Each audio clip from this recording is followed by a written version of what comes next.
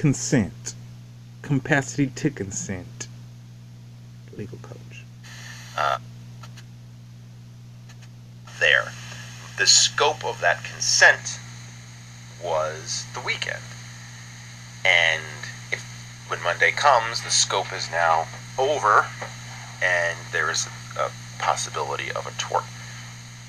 So the bar exam alert here is to make sure to identify the scope of consent and determine whether the defendant stayed within that scope or if he exceeded it.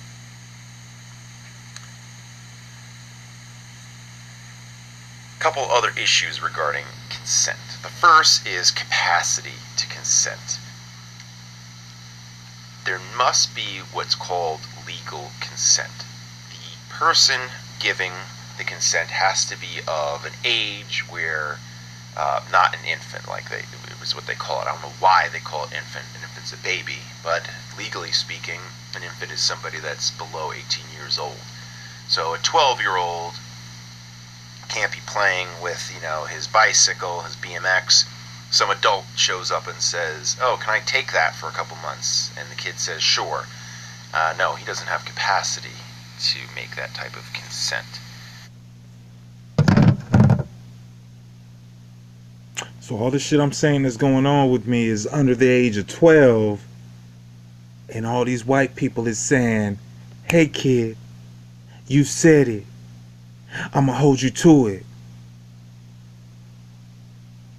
As if I had the consent capacity. I was a kid.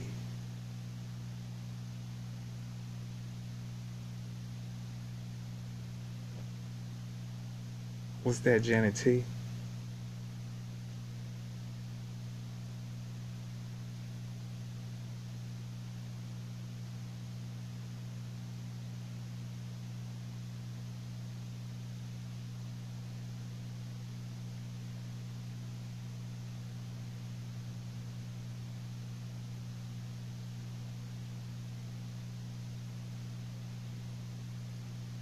Then on that whole little situational intellectual properties, I just put my name on it. You ain't getting no consent from me to do shit. For some reason, somewhere in the future, hey, we unconstitutionally brought up this intellectual property as retaliation for the kid suing the old man that said maybe he should sue, and the kid says he did. I'll just put my name on it and say it's yours. You was a fucking work for hire, bitch. It's your whole fucking purpose talking about, I'll just put my name on it, intellectual property. Just like, oh, fair usage. You're not 71, you didn't give us consent to use the shit. But hey, we've been using your shit without the capacity of consent, and at the same time, we didn't make it admissible within the police force. And at the same time, hey, fair usage. Hey, we've been using it. We got the right to.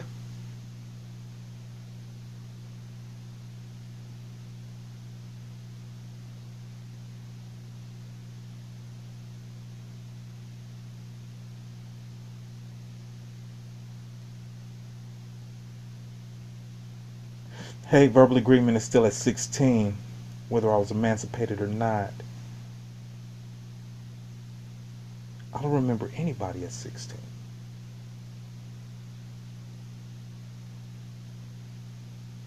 Wasn't even in school. So no way y'all could have asked me shit. Hey, $1.2 billion on my promissory note. Hey, 400 million land trust.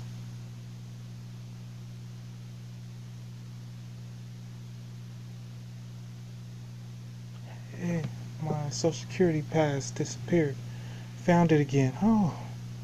Hey, guess what I received? I got one with the address with a WO on it for West and a different sequential PIN number.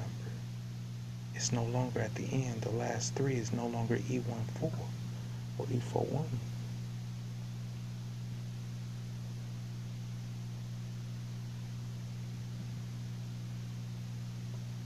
It should still be 600 million.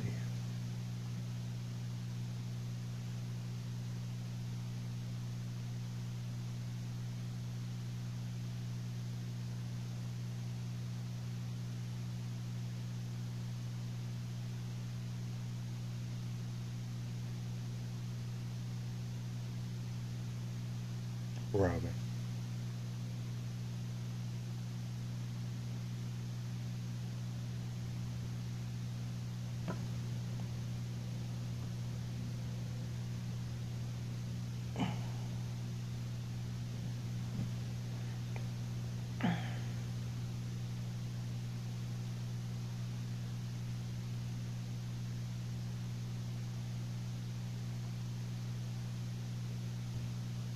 So if I ain't mistaken,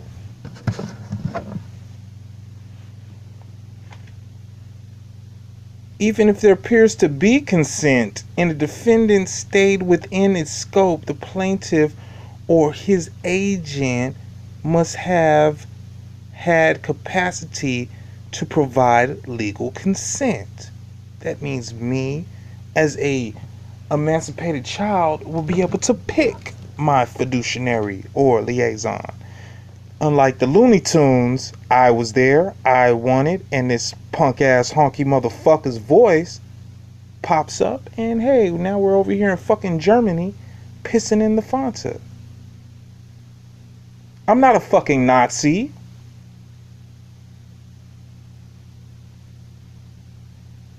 I want my 10 million fucking dollars plus collateral since 81. 82, one of those years.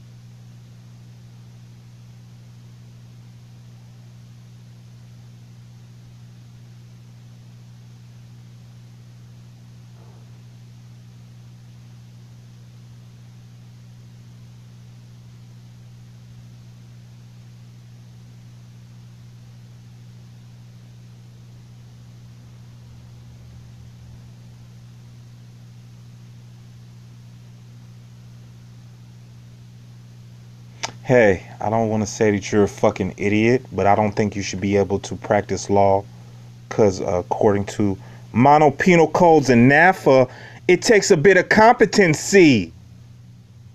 Now, I'm not setting any fees, accepting cases, or litigating any cases, so I'm not practicing law.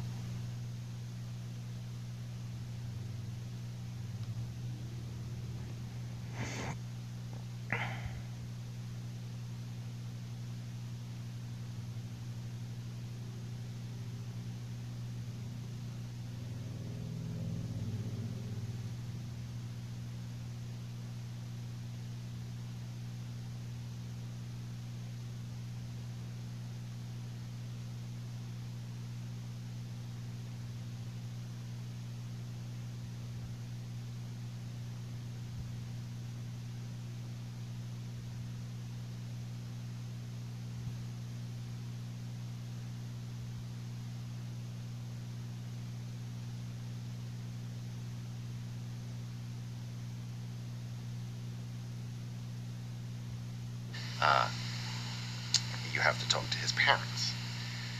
And another example would be some sort of mental infirmity where somebody is mentally unfit to make decisions for him or herself.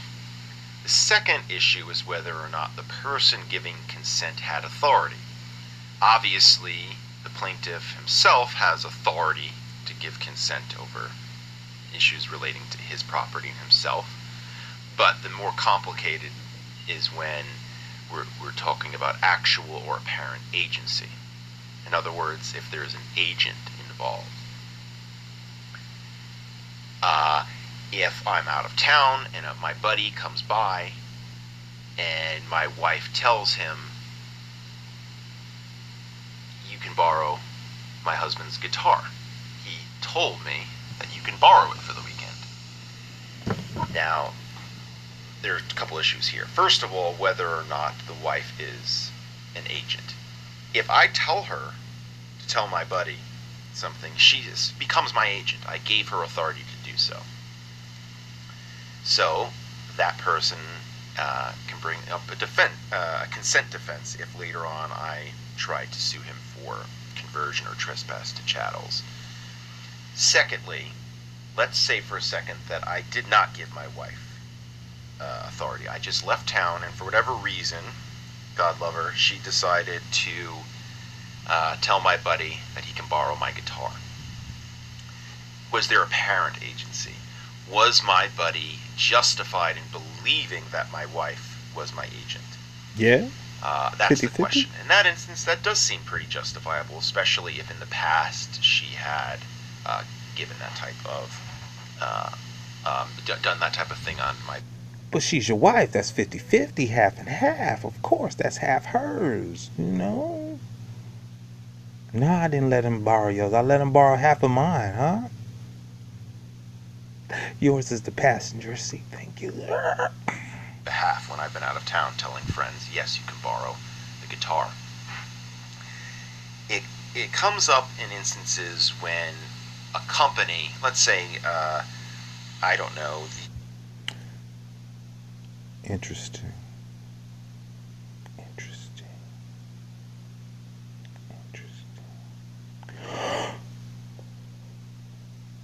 Oh, I'm just gonna skip to intentional. I want to hear what this is about. Alright, hey guys, thanks so much for watching this video, checking this out. This is the MBE Torts video series.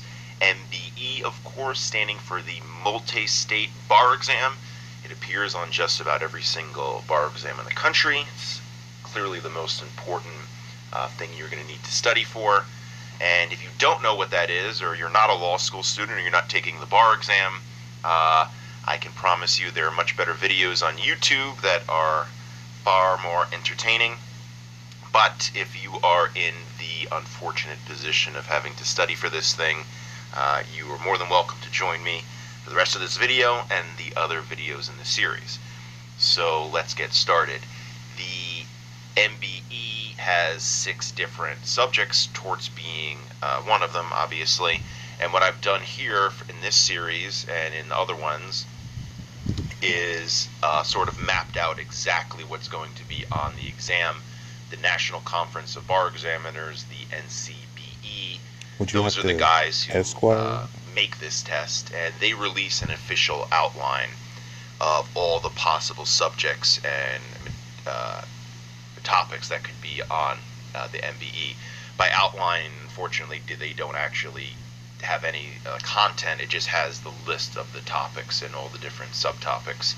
But I've gone through and put some meat on the bones, so to speak, for all of that to create an in-depth outline that actually maps to the official outline of what will be on there. So the goal here is to make sure we study every single thing. All right. It's that much of a difference because you're still. Example, the MBE has 6 different subjects, torts being one of them, obviously. And what I've outlined that they don't discuss intentional torts because they're pretty basic, they're pretty easy. You have some elements, and if those are satisfied, you have an intentional tort.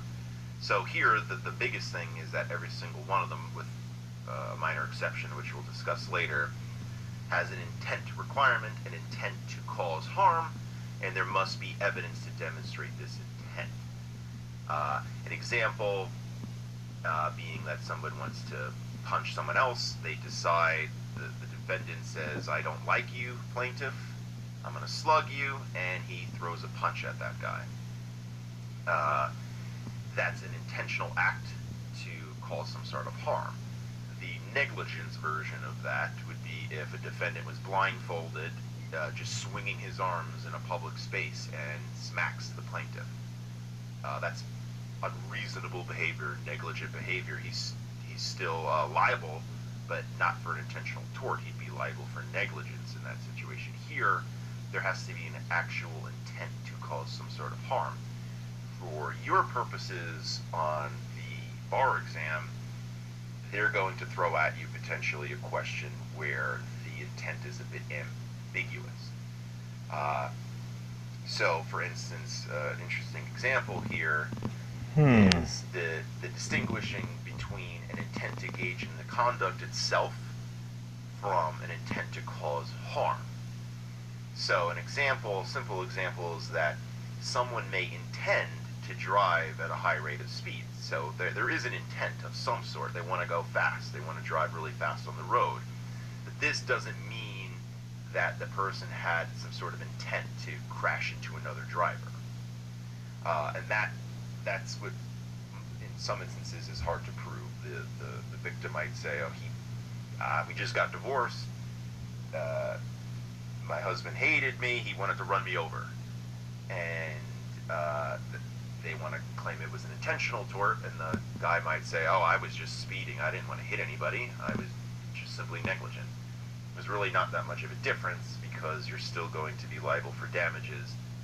But an intentional tort, what's good about those, this is something you could potentially throw into an essay, is that an intentional tort is easier to establish in court. You don't have to start having the jury debate things like reasonableness, the reasonable person.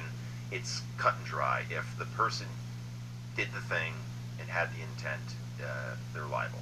You threw a punch, the punch landed, you're liable for battery. Enough said.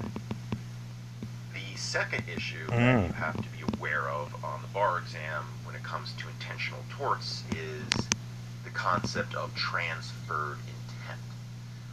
Now, what this means is that a defendant might have some sort of original intent to do something bad, but their conduct results in a different harm. The example I have here is the defendant shoots an arrow at his enemy, plaintiff 1. That guy ducks, and the arrow whizzes past him and strikes a bystander, plaintiff 2. Now, defendant didn't intend to hurt the second guy. He only intended to hurt the first guy. So technically speaking, there is no intent, but it transfers. So if you intended to do something bad to somebody, you're liable for anything else bad that results. The guy ducks and hits somebody you didn't even know was there, and you are guilty. Or I should say liable. And again, this is not worth reading. I should say now that I have a lot of words here you don't.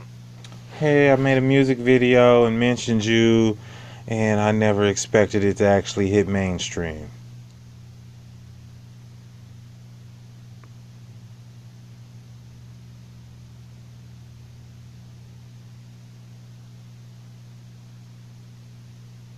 Hey, I'm deliberately starting bullshit to prevent you from recording. Hey, I'm deliberately starting rumors to prevent people from being your friend or following.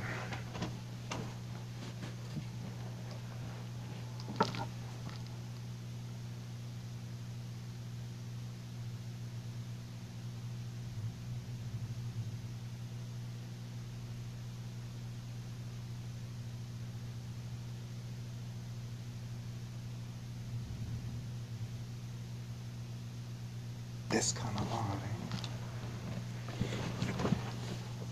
That shit is. Ah.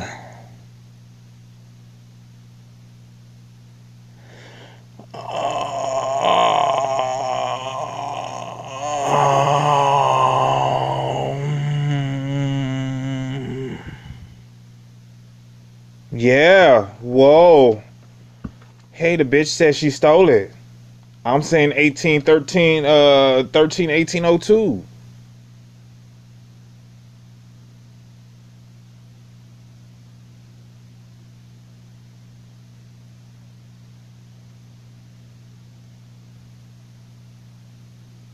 That would all be an intentional toward it, man. Every single thing.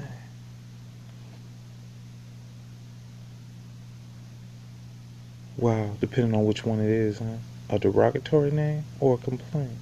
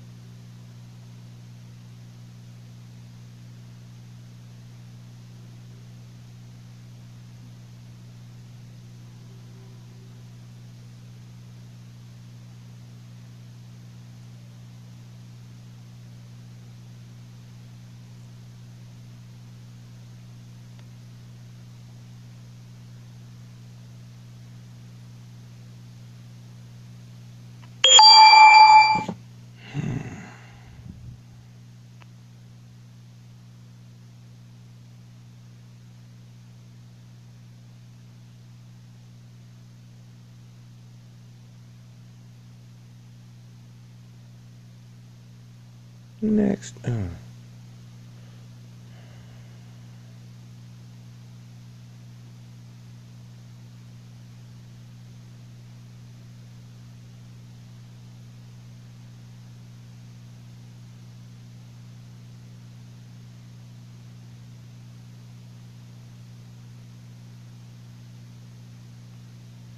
Person would do. So theoretically, it is a negligence tort, but it is really what it really is an intentional tort and the intent transferred. Okay, so let's jump into the different intentional torts that you might see on the bar exam. These are pretty much. Obviously, there are others that exist, but I think that for your purposes and the limited memory capacity that we all have, these are really the ones that will likely be on the bar exam and that are worth taking the time to memorize. And this is, I'm not big on pure memorization because there's just so much material for a bar exam that it's better to understand a lot of stuff conceptually. But this is an area where memorization can help you because these torts have specific elements, and if they're met, then the defendant's liable. If not, the defendant is not liable. So it really is a memorization. Do you need to lawyer up, even though in federal court you got the right to because probe? a question might put some facts before you and ask you if a certain intentional tort applies. And you have to think of what the elements are. Or the hard ones, the hard questions are when they give you a set of facts and they say which of the following apply, and you've got to start thinking of all the different elements for many different of these torts. So it's kind of annoying, but It tastes better than a regular. let's get into each of them and let's see how we can think of them individually. Because I have this, if you notice here, the blue, I've kind of summarized what the tort means. I mean, these are the elements here that are numbered, but this is really how you can think of it. So battery, this is the first one. It protects sanctity of the body. So we all have bodies, and we're entitled to protect them. And if somebody violates our body, we can go to court and sue them for battery. So what is a battery? Well, it is a harmful or offensive contact with plaintiff's person or anything held or connected to plaintiff. So this is a bar exam, one of the... Hey, I'm poking needles through the floor to pull your sperm out. Ugh. Hey, you just got done beating off in the shower and we went and collected it and we injected back into you. Poop. Right, but then you have to prove this shit. Hey, officer, yeah, they're harassing me, stabbing me through the floor and all this shit. Well, you got to prove it,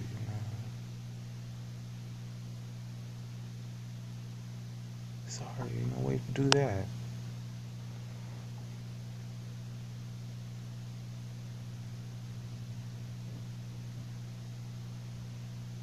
Things that could be on the bar exam alert that somebody might be holding something or it's attached to them. Their chair is a good example. I've been sitting in a chair doing work. I get up to get something off a shelf. Somebody pulls the chair from me. I sit down and fall. Well, the person didn't actually touch me, but they did contact something that was held or connected to me. And if I fall, if they pull a chair from me, that's absolutely harmful or offensive. So that's a battery. Because if you didn't know that, you might be like, well, they didn't actually touch the person. Maybe that's not a battery. No, it is. The rule of thumb here is if someone does something and hurts you intentionally, that's a battery. Harmful or offensive, this is also a bar exam alert. It's anything that a reasonable person would describe as such, what someone of ordinary sensibilities would not want done to them. So if you're walking in the mall and it's crowded and someone bumps into you, that's just life. You can't sue someone for battery. But if someone in the mall just pushes you out of the way, that way they can get online someplace, that is a battery. And one thing also to think about is that batteries really kind of happen all the time. It's only the rare instance that somebody actually goes to court and sues over it. So you really need to think of yourself like somebody who's just sue happy crazy, because things like that, you're at the mall and someone just pushes you hard. Now, no one sues for that, but that technically is a battery, and if that's on the bar exam, you have to say that it's a battery. Or like if your doctor touches you during surgery in your arm, does surgery on your arm, but didn't have permission to do surgery on your arm, that's technically a battery because he touched you in a, and you didn't want that. And obviously they would assume that there was something harmful or offensive about it. I would have to imagine that cutting your arm open during surgery is harmful or offensive unless there was some sort of emergency. Pulling out your nerve during a CT exam. So look to battery anytime you see some sort of injury to a person or damage or anything that's unwanted. And it can be a slight touch. It doesn't have to be something huge. And also there can be a gap in time from when the defendant sets in force whatever motion that he's using to commit the battery, because again, it also doesn't have to be the defendant physically doing the touching. If you throw something at somebody and it hits them, that's a projectile that they've thrown. So there can be a gap in time. If you set a bomb and you time it and the defendant leaves and it blows up and the shrapnel hits the plaintiff, that is a battery.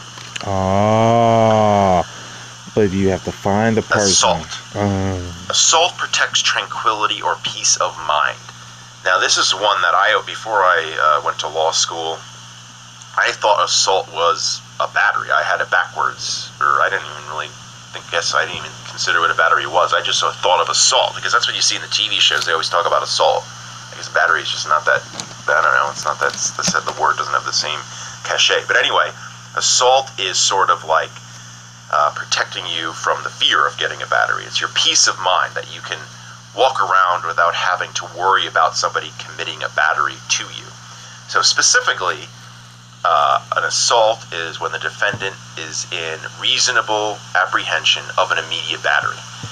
So basically, people talk about this East Coast crib, cuz you ain't kicked it since 17, you 37. Strap up. I would like to press assault charges, but I gotta find officers to make it admissible. Fuck.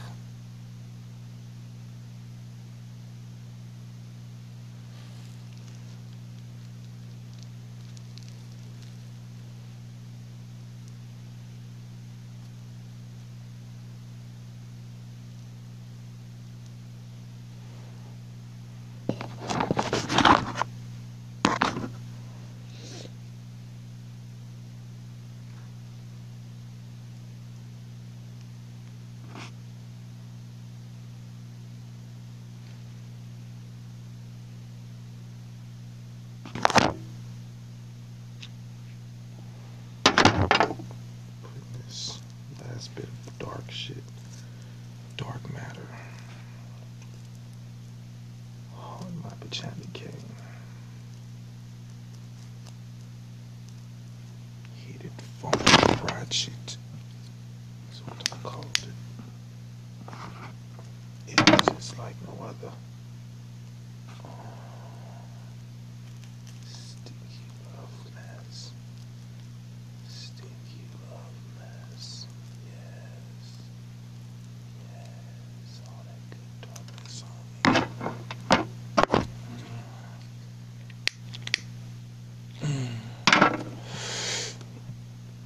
Someone pulls out a gun, puts it in, right up to your face. You're thinking, oh man, I'm gonna get shot, or I might get shot, and this is not good.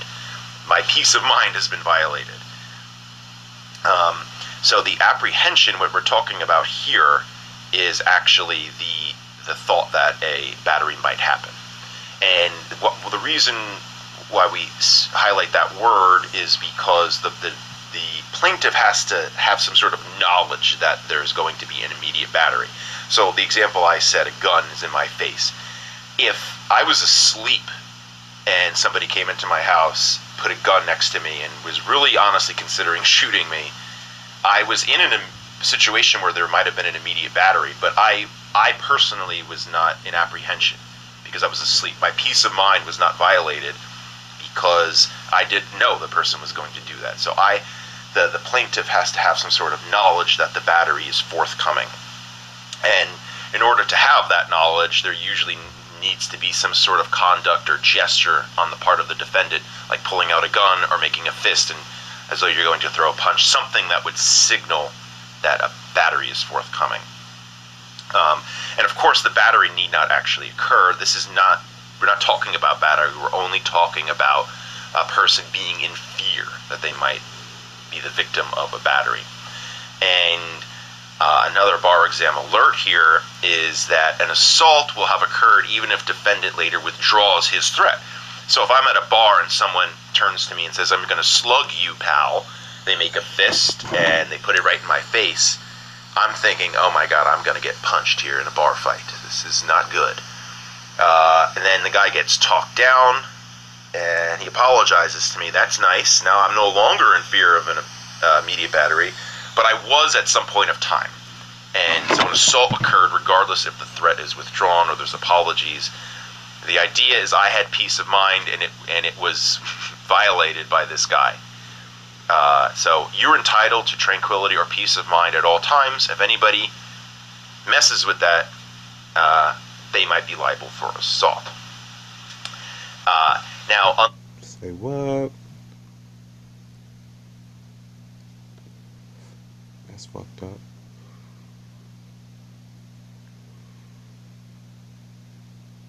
So I'm bumping my earphones.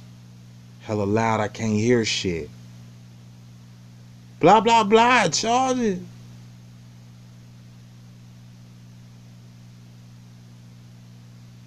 Hey, the police are showing people my information. Is that assault? His intent? What's going on here? Unlike battery, there cannot be a significant gap in time. Why? Because we're talking about apprehension of an immediate battery. It's obviously, well, let me give an example. I'm walking down the street, someone says to me, I don't like you, I'm going to come to your house in 2 weeks and punch you. Well, yes, my peace of mind is violated and my tranquility, but not to the same extent if I thought he was going to punch me in the moment. If there's a gap in time, you can do something about it. I can get a restraining order, I can go to the police. So even though your peace of mind and tranquility is violated, it's not to the same extent as if you think a battery is actually forthcoming. So the defendant can't say he'll be back later. There needs to be an immediate battery. Obviously not a second, 2 seconds, but you have to be thinking, I am about to be the victim of a battery. Or it's battery. False imprisonment. This protects freedom of movement. Everybody is entitled to move freely. And if that's violated, the person responsible for that is liable to you for false imprisonment. What are the elements? Defendant restrains plaintiff in a bounded area with no reasonable means of escape.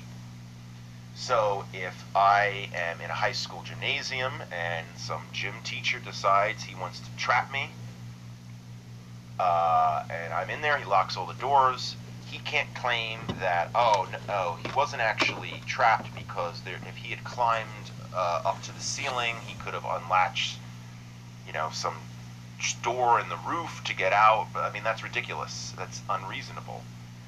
There has to be no reasonable means of escape. So even if there's technically a way out, unless an ordinary person could have used that means of escape, you're trapped.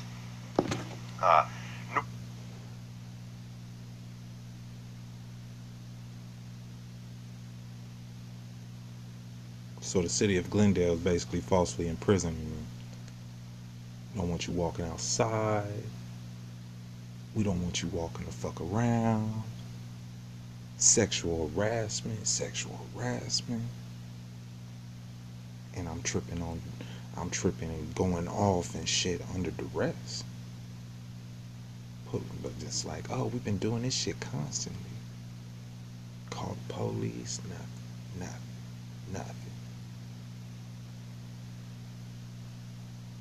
Hey, even now, hey, I'm recording, false imprisonment. You ain't got no motherfucking privacy. I'm gonna start fucking yelling as soon as you start recording.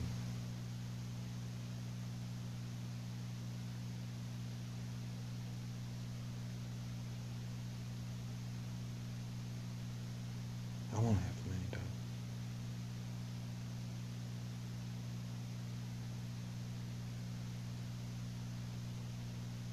each single time.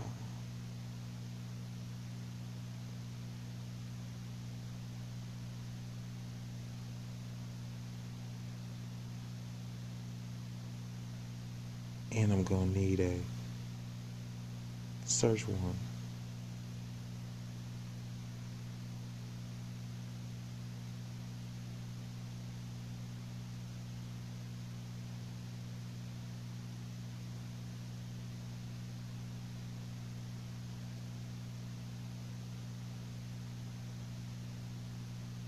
Pro bono.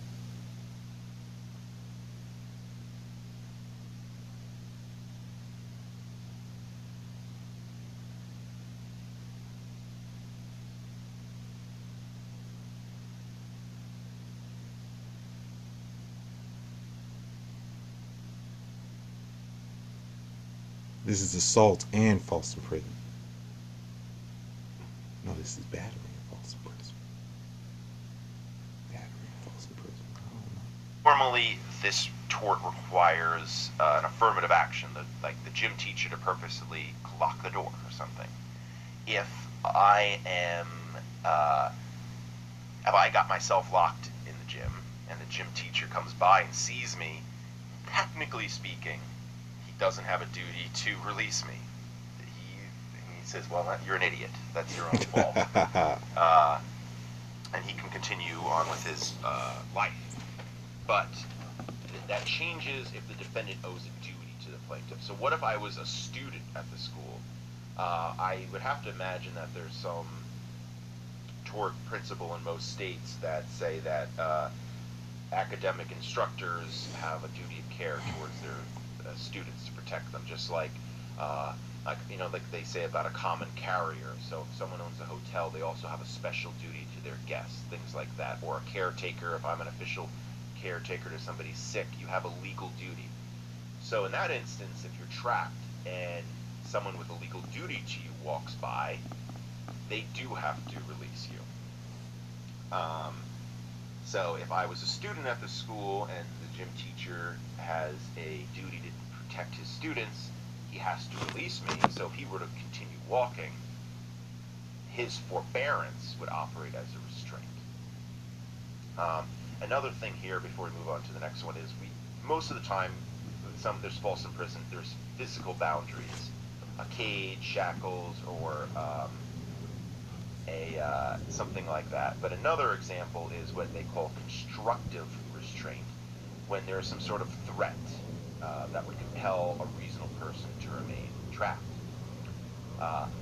Now imagine that I'm accused of shoplifting. I'm at Kmart or Walmart, whatever, and the manager and the security guard brings me into the back of the room. They're not police officers, and they don't necessarily have the right to just take anybody and imprison them, so to speak. And I'm sitting in the office, and the security guard says, if you get up and walk out of here, I'm going to tackle you and hit you down. If the guy's twice my size, I would consider that a significant threat. So even though I wasn't locked anywhere or bounded or caged, I don't think they have cages in Kmart, that operates as constructive restraint, because reasonable people are not, they don't fight off security guards. Then you're effectively in prison. But if they said, oh, if you get up and leave here, we're not going to give you the 10% discount next week during the sale. I mean, that's not really a significant threat. So the next intentional tort, which actually is the one tort, ironically, that isn't the intent requirement. We'll get to that in a second. It's ironic because, and this is a good way to remember it actually, now that I think of it, the word intentional is in the title, yet this is the one tort that has an exception regarding intent. We'll get to that in a second. But intentional infliction of emotional distress. This protects tranquility or peace of mind, similar to assault, but in a different way. Assault protects you from the fear that you're going to be the victim of a battery. Intentional infliction of emotional distress protects you from being the victim of some sort of outrageous conduct that causes you distress. So the defendant has to do something outrageous, and the result of that outrageous conduct is a plaintiff who suffers from severe distress.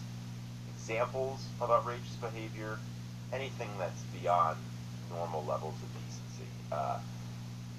Stalker, someone doing something really, I don't, it's hard to think of these things sometimes, but it's sort of the sniff test here. If the defendant is acting in a way that is just simply beyond the bounds of normal decency, uh, that might qualify. And this is sort of a catch-all thing because you're saying the defendant did something that was just so bad that it made me upset. And, that's that.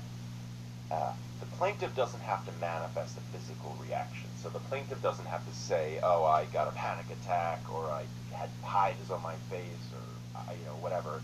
But there has to be some sort of indication that the distress was severe.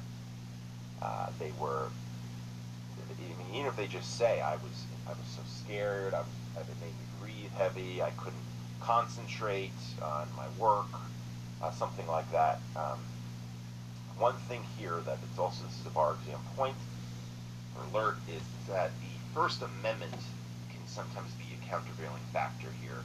If the President of the United States can't say, the leader of the opposing party was very mean to me and it caused me distress, he was being outrageous in things he said, I want to sue him. You're the President of the United States, you're a public figure, the First Amendment protects criticism of you.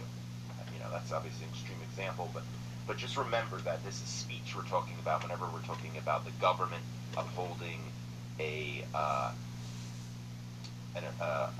case that punishes speech. The First Amendment comes into play. So here's the intent exception when it comes to intentional infliction of emotional distress. Recklessness replaces intent. Unlike the other intentional torts, the defendant does not have to intend to bring about an emotional reaction. The reason for this, to try to think of this conceptually, is that you can't really intend to cause you can sort of intend to do it, but like for instance, at the battery, if I say I want to punch someone in the nose, you make a fist and you punch them in the nose. But if I said I want to make somebody upset, you can try to make them upset, but you can't open up their skull, get into their brain, and make them upset. You can intend to do the conduct that you hope will make them upset. Now, the way the law handles that is by saying, was the defendant reckless in their conduct? Reckless meaning they did something that might have brought about an emotional distress. Well, hell the fuck yes. Charges. Hey, fess up. And it's so overwhelming, right? It's like, well we're not gonna help you out here. Hey, sorry, you can't do it all by yourself, right? It's like, yeah, it's true, I can do that. But if I do, what's gonna happen? I don't know. Holy shit. I might as well figure it out by myself. But I'm always here after 3 or 4 o'clock if you need some help. Of course.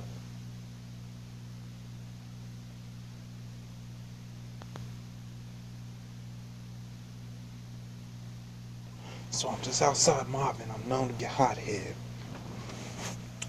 Got my earphones on. Somebody drives by and yells some bullshit. I hold my breath. I don't say shit. Keep walking. They yell some more bullshit, which causes me to trip and say all kinds of disrespectful shit.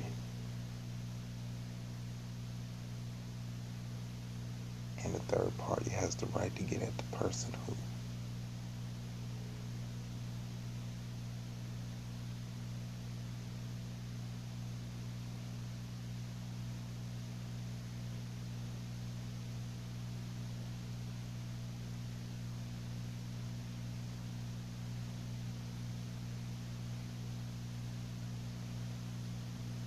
Sexual harassment, more like it.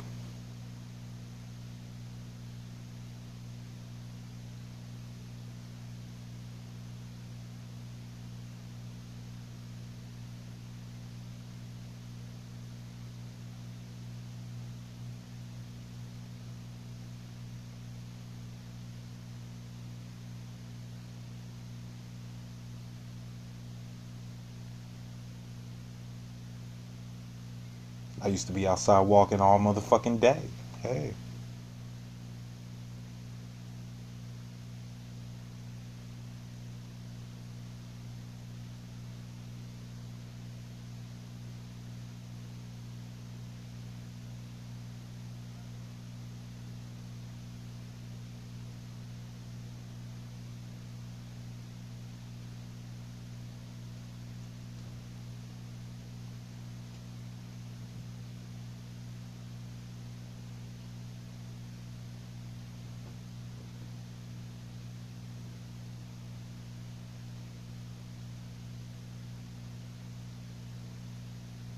Bro, it's cool.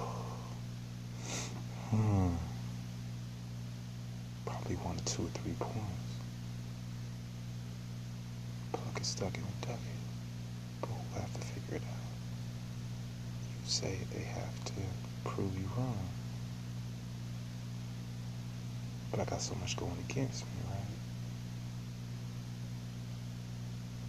Hey, this is digital. You rewind it, we ain't there. Hey, we're on the news, we're clowning, we said your name, you rewind it on DVD-R. I just want to be clearer to you. You know, you gotta set up a machine with a bullet in it. Hey, you say the name, I said it. Rewinds.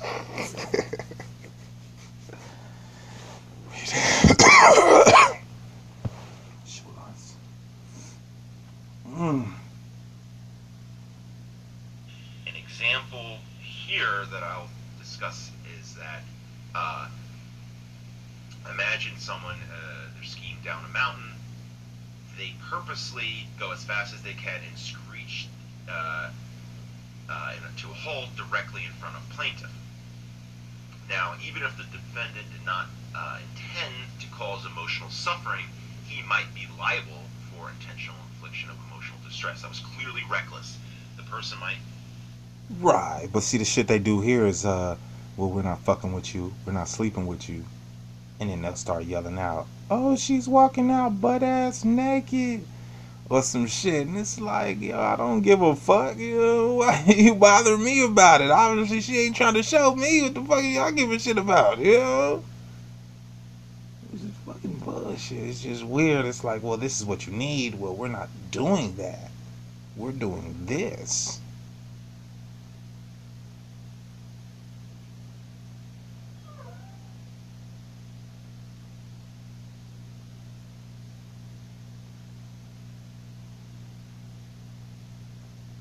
Very scared of that. Um, Now, note that the defendant intended to stop short in front of the plaintiff, and it is that reckless conduct which caused the distress. Now, an astute person might point out here that that actually could be an assault as well, because the plaintiff was in reasonable apprehension of a battery. And that might be the case, but another argument you could say is that it all happened so fast that the plaintiff didn't even actually get a chance to appreciate that knowledge.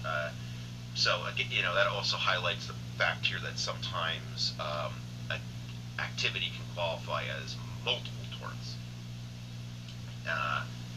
But the idea that I'm trying to highlight here is that the person does not have to say, I want to make somebody upset, therefore I will ski fast and halt in front of them.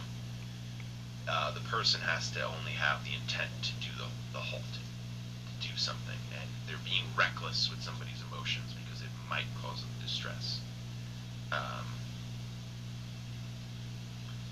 Next tort, trespassed to land.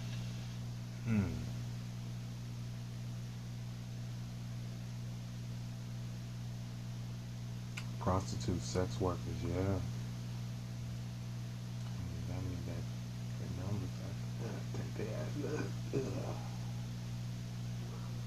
You walking out.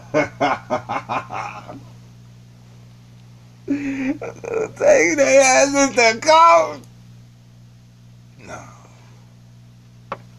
But who do you take to court? Who the fuck? You know, it's like, hey, you're out here, we're not out here. Hey, we're yelling from a distance for a certain place or area. You gotta have a specific person you want to sue, right? And it's like, hey, well, we don't know anybody to specifically sue their asses. And if we can't get a cop to come and get the information, you know, like the shit I was walking down the street and these kids started talking shit. Then the parents is talking shit. I called the police and the police did nothing. These motherfuckers started clapping and cheering and shit.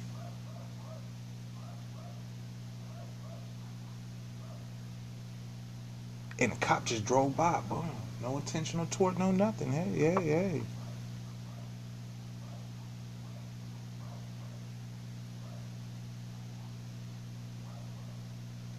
On stage. Set your ass up. Intentional tort, right?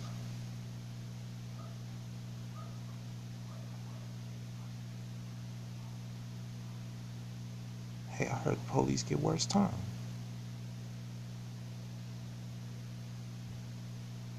Make this my complaint on their asses if they try to falsely imprison me and trap me or plot another conspiracy on me for at least $250 million.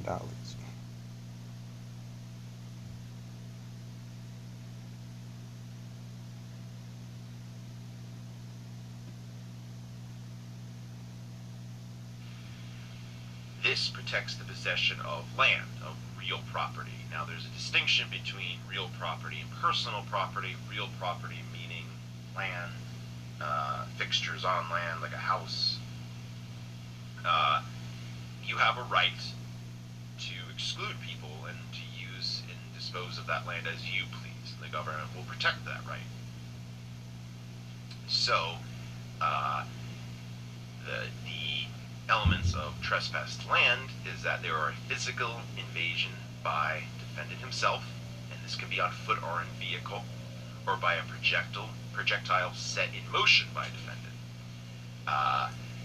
If somebody operates a drone that is hovering, you know, right in your backyard, like literally right over your backyard, and that is a trespass. You have a right to make sure people don't bring their things on your property.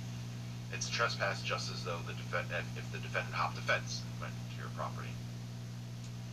And the plaintiff has to be the person in possession of the land. Possession, of course, being different than ownership. This here is a bar exam alert because there can be a back pattern where everything looks like trespass. The defendant hopped the gate, went over, whatnot. But the plaintiff, the person suing, is actually the landlord. The landlord is not the person in possession of the land. It's the tenant who is in possession. Or the owner might not rent the land, and he is the person in possession. The bottom line here is the person bringing suit, the plaintiff, has to be the person in possession. Your landlord can't decide who is trespassing or not. It's the plaintiff who says that person is unwelcome. I'm the one who says they're unwelcome. They've nonetheless invaded the land that I'm in possession of. As such, I'm going to protect my possession by bringing them to court for trespass to land. Now, most obviously, this occurs on the land. Obviously, we call it trespass to land, but by land, what we're really talking about the item that we're protecting. And the item of land is protected from things that might trespass underground or in the air as well. So, like I said, the drone is an example, or somebody that is creating a tunnel underground under your property. But only if it's in a reasonably close distance above or below. If a jetliner is a mile above your land, or even less than that, that's not a trespass. Now, the projectile, I spoke about that. If someone is shooting something into your rocket into your property, that is a trespass, but it has to be tangible. An intangible projectile does not qualify as a trespass. So a wafting smell from a factory, annoying sounds, those are nuisances as opposed to trespasses, and we get to that later. But trespass is actually some person or some actual thing that comes onto the land. You don't want it there, or I should say that the plaintiff in possession doesn't want it there, and that is the trespass to land. The sister tort to this is trespass to chattels. Chattels being a clearly outdated word. I don't think I've ever heard that used except in this context, which means pretty much a useless word. But nonetheless, that's what we live with. It protects the possession of things, personal property, the opposite of real property. The defendant interferes or intermeddles with a possessory interest in a chattel belonging to plaintiff. So now, why do I say interferes or intermeddles? Because there is another tort we'll get to in a second called conversion, which is the actual taking. This is sort of like a lesser thing. Now, with trespass to land, you can't physically take land. I can't come home one day and there's just a giant pit where I used to live, someone took my land. You either go on or you don't. But with personal things, there's sort of like a spectrum with how, what is the trespass? Is it a minor trespass or is it a major one? So here's the minor one, trespass to chattels. You're only interfering with meddling. Imagine that someone takes your car just for a joyride around the block, or they hide something that you own, or they damage something that you own. That's a trespass to chattels. And again, the plaintiff must be the possessor of the chattel. For example, like typically leasing a car, the car dealership can't be the one that's bringing this person who is dispossessed. The damages here is the cost of rental or the cost of repair to the chattel. If someone takes my car for a day and then leaves it back, I haven't been dispossessed of it, but they did violate my right to possess it. So I can go after them for the cost of renting it, or repairing any damage, or I should say repairing any damages to the property.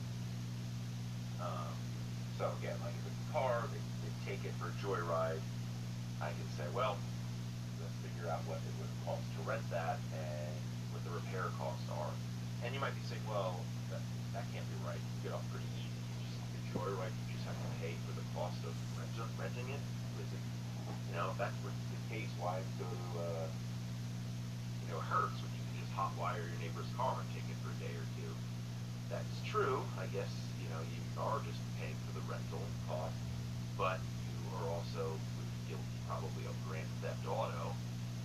That's fun in video games, but I don't think that you want to go to prison just to avoid having to go to Hertz. So a rule of thumb here is that they dispossess the chattel, they impair the condition, quality, deprive, for a substantial deferred time, I should say. These are rules of thumb, and there is no real good explanation. It's anything that except an actual final taking.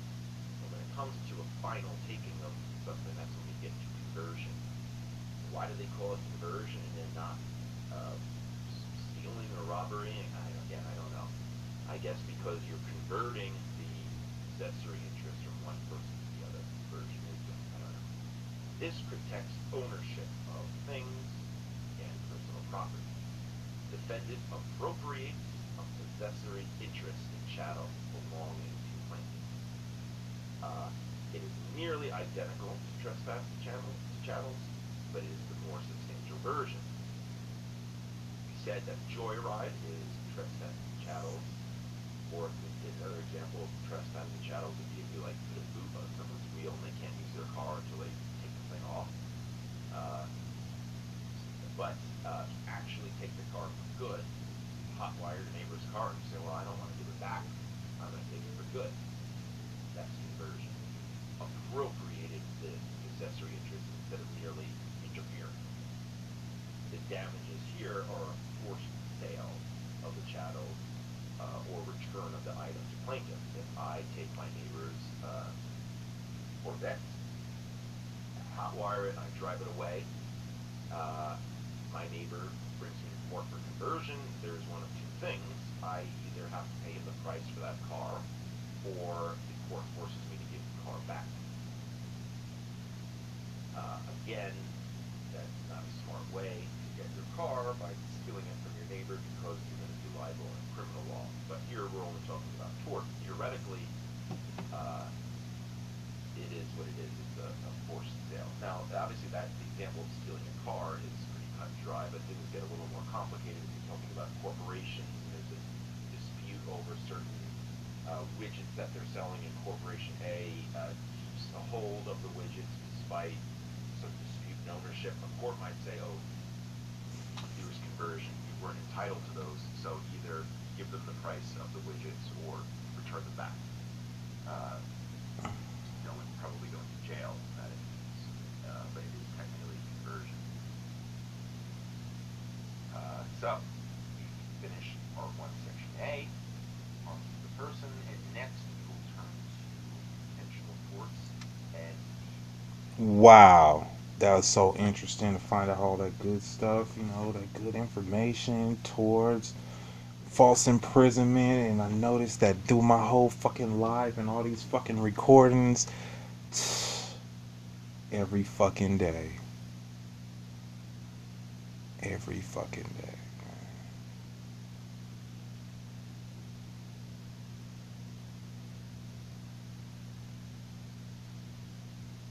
It's ridiculous. Squeezing ass cheeks. Untangible ass cheeks. Cigarette booty.